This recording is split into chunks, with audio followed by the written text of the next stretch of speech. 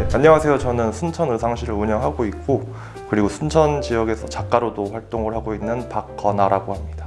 제가 태어났을 때부터 유치원 들어가기 전까지 수덕에서 살았었거든요. 그때 이제 뭐 시골 마을에 대한 정치나 이런 느낌들을 많이 지금도 이제 기억을 하고 있고, 매곡 아파트라고, 그래서 누나가 초등학교를 입학할 때까지 그쪽에 살다가 이제 연양동으로 동부 아파트라고 그쪽으로 이제 이사를 왔거든요. 이제 초등학교를 처음 입학했을 때 그 순천 시립 도서관이 없었어요. 그래서 그냥 공터만 있는 곳에서 친구들이랑 흑장난을 하고 그렇게 지내다가 갑작스럽게 거기 도서관이 생겨가지고 거기 제가 책을 읽고 있더라고요.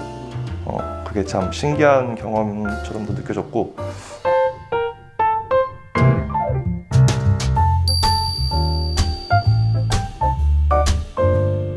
그때가 이제 30살이 됐었을 때인데, 그때도 이제 일을 하고는 있었는데 마음적으로 너무 힘들고 도망치고 싶다라는 느낌이 좀 강했던 것 같습니다. 그때는 더 이상 이제 시간이 늦춰져 버리면 영원히 못 갈 것 같은 기분이 들더라고요.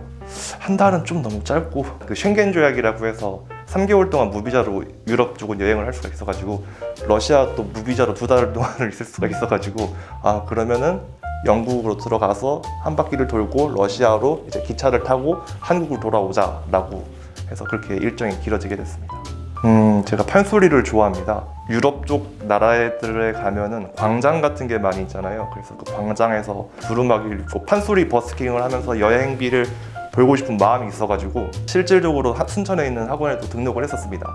근데 한 3-4번 정도 가니까 내 목소리에는 한이 아직 서리지는 않는구나 싶어가지고 빠르게 포기를 했고, 어쨌든 판소리를 못해도 그래도 한복을 입고 갈 수 있으니까. 그때 당시에 이제 여자분들이 한복을 입고 여행을 하시는 분은 종종 계셨어요. 근데 남자는 한 명도 없어가지고 내가 그러면 가자 싶어서 이제 두루마기를 중고나라에서 구입을 해가지고, 바지는 그냥 청바지, 갓에 포인트를 줬는데 그 갓을 들고 다니는 게 정말 번거롭더라고요. 구길 수도 없고. 그 세븐 시스터즈라고 영국의 유명한 해안 절벽이에요. 저의 첫 한복은 그 세븐 시스터즈 갈 때 입었습니다.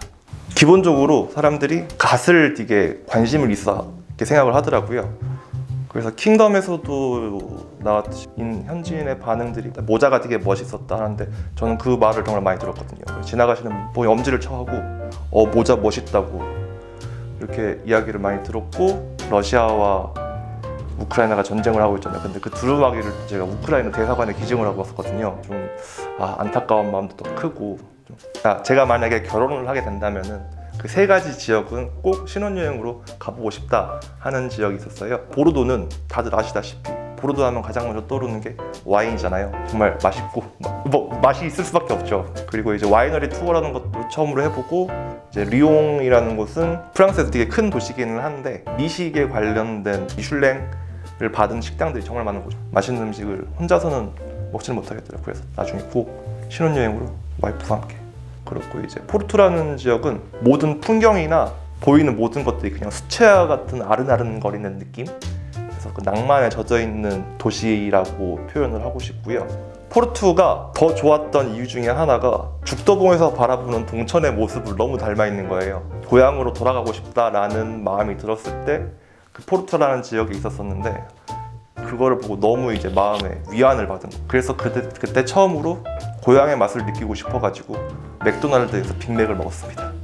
네, 한국에서 먹던 맛과 똑같더라고요.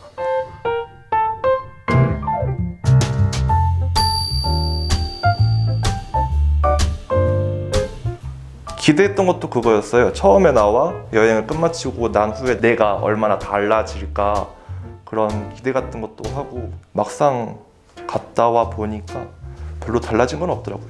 이런 이야기를 되게 많이 들었거든요. 제주도를 백패킹을 하면서 걸어서 한 바퀴를 돌았어요. 해안가를 따라가지고 만나는 사람들만 전부 그걸 물어보는 거죠. 도대체 걸으면서 무슨 생각했어? 라고 할 때마다 저는 항상 똑같이 대답을 했어요. 너무 힘들다. 그리고 언제까지 걸어야 되나, 이 2가지 생각밖에 안 했다. 이번 여행도 마찬가지더라고요. 내 인생이 뭔가 획기적으로 바뀔 줄 알았었는데 막상 한국에 돌아보니까 그냥 떠났던 나와 돌아온 나가 똑같더라고요. 그래도 뭔가를 남겨야지 싶어가지고 이제 책을 쓰게 된 거고요. 책 제목은 그곳에 두고 온 두루마기 생각난다. 책까지 마무리하고 뭔가 먹고 살 것은 만들어야 될 거 아니에요. 어떤 걸 해볼까 하다가 그때 이제 서울에서 막 개화기 열풍이 불던 시절이 있었습니다. 그래서 개화기? 라는 그 키워드에 꽂혀가지고 실제로 이제 가서 여러 군데를 돌아보면서 했는데, 순천 같은 경우에도 어쨌든 관광의 도시잖아요. 드라마 세트장도 있고 국가정원도 있고 순천만 갈대밭도 있고, 여기에서도 개화기 의상을 충분히 입고 사람들이 활보를 할 수 있지 않을까 라고 생각을 해서, 물론 제 고향이 순천이기도 하니까요. 그래서 순천에 와서 어느 곳에다가 이거를 차려야 될까 고민을 했는데, 어쨌든 그래도 순천의 중심에 있어야 되지 않을까, 사람들이 와서 입고 어디든지 갈 수 있다라는 포인트를 잡아서 이제 순천역에다가 이거를 만들게 됐죠. 순천역이 가지고 있는 장점은 아주 명확하죠. KTX가 들어온 역이 있고요. 얼마 멀지 않은 곳에도 버스 터미널이 있습니다. 그리고 모든 버스들이 다 이 순천역을 거쳐서 지나가기 때문에 접근성이 너무 편안하고, 한국에서도 판매하는 곳이 있는데 같은 제품을 너무 비싸게 파는 거예요. 장갑 하나를 3만 원에 파는 거예요. 그래서 이것저것 검색을 하다 보니까 중국에 이런 쇼핑몰이 있다 해서 들어가 보는데 같은 장갑이 정말 저렴하게. 그래서 이제 제가 첫 시작할 때 게스트하우스들을 돌아다니면서 전단지도 드리고 홍보도 좀 부탁한다고 했었었죠. 버스에서 광고 열심히 했었어요.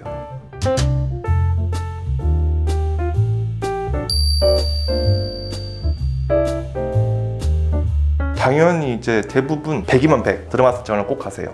드라마 세트장에 갔을 때가 진정한 저희 의상에 빛을 발하는 곳이 아닐까 생각을 하고요. 국가정원도 가시지만 중요한 거는 햇빛입니다. 어디를 가도 다 예쁘고요. 죽도봉을 가도 충분히 잘 어울리고 하는데, 드라마 세트장은 날씨가 흐리든 좋든 분위기가 너무 잘 맞아요. 그래서 드라마 세트장을 가는 걸 저도 추천을 드리고, 예전에는 이제 트롤리 버스라는 게 순천역 앞에서 운행을 했습니다. 옛날 시대 버스였는데, 이제 제 목적은 순천 의상실에서 옷을 대여를 하고 트롤리 버스에 태워서 드라마 세트장을 보내겠다 했는데, 제가 딱 한 해에 그 트롤리 버스가 없어졌죠. 그래가지고 마음이 좀 많이 아프더라고요. 연령대는 다양하고요. 남자 여자의 성비는 이제 7대3 정도, 여자가 7, 남자가 3. 일단은 아버님들은 어머니 손 아니면 이제 그 자녀들 손에 이끌려 오시는데, 내가 이런 걸 왜 해? 막상 입어보시면은 빨리 와서 사진 찍어달라고, 이런 반응이 너무나 신기하더라고요. 재밌고 막상 해보시면 너무 좋아하세요. 네, 가장 기억에 남는 고객 지금 딱 한 분 떠오르시는데요. 여자분 2분이 오셨어요. 연령대는 50대 정도. 같이 이제 한 분은 모자를 쓰고 오셨고 한 분은 그냥 일반 머리신데, 저희는 이제 액세서리를 꼭 해봐야 되니까 이거 머리 장식 한번 해드릴게요, 모자 한번 벗어보시겠어요? 하니까 갑자기 그분이 주저를 하시는 거예요. 왜 그러실까 하니까 갑자기 옆에 친구가 웃으면서 모자를 딱 벗기는데 머리카락이 없으신 거예요. 그래서 딱 그냥 모자 입고 이 둘레만 머리를 띠를 하고 계셨는데, 이제 암에 걸리셔가지고 이 친구 뭐 아파가지고 뭐 막 지금 뭐 요양차만 그 사연을 들으니까 참 그분이 기억에 많이 남습니다.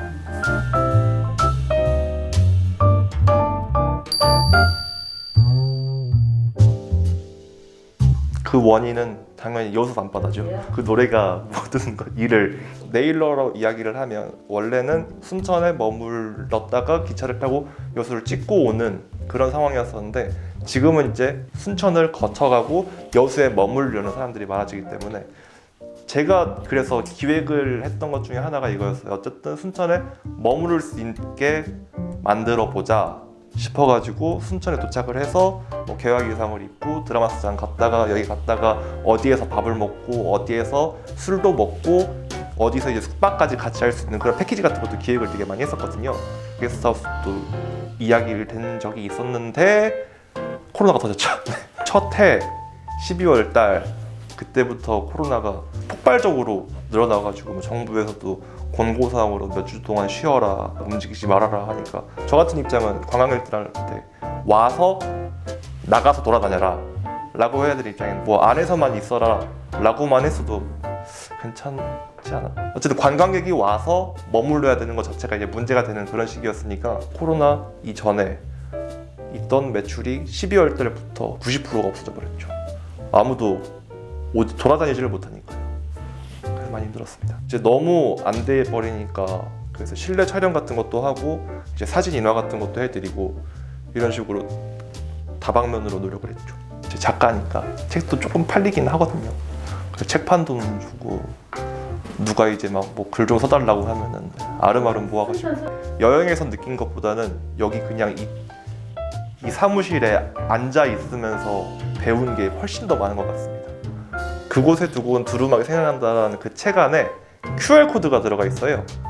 그래서 그 QR코드를 찍으면은 동영상을 볼 수가 있거든요. 그래서 그 동영상을 유튜브 채널에 처음으로 올리게 된 거죠. 글도 있고 영상도 볼 수 있게 그런 시스템을 구축을 해놨었는데 그 이후로 뭐 영상을 계속 찍진 않았어요. 한참 있다가 이제 제가 살이 너무 쪄가지고 그래서 살을 좀 빼는 걸 영상으로 찍어보자 싶어서 이제 운동하는 컨텐츠도 올리게 됐고, 주민공무 사업으로 해서 역세권 주변이나 관광객들한테 무료로 이제 사진 촬영 같은 것도 해주고 의상 대여도 해드린 적은 있어요.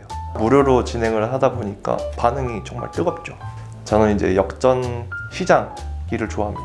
맛있는 게 많거든요. 도시재생이 좋기는 한데 너무 부수고 새로 짓고 부수고 새로 짓는 게 아니라 어쨌든 간에 있는 것에 대해서 좀 활력을 불어넣고 생명력을 주는 게 도시재생이 좀 무너뜨리는 거 너무 안 좋아합니다.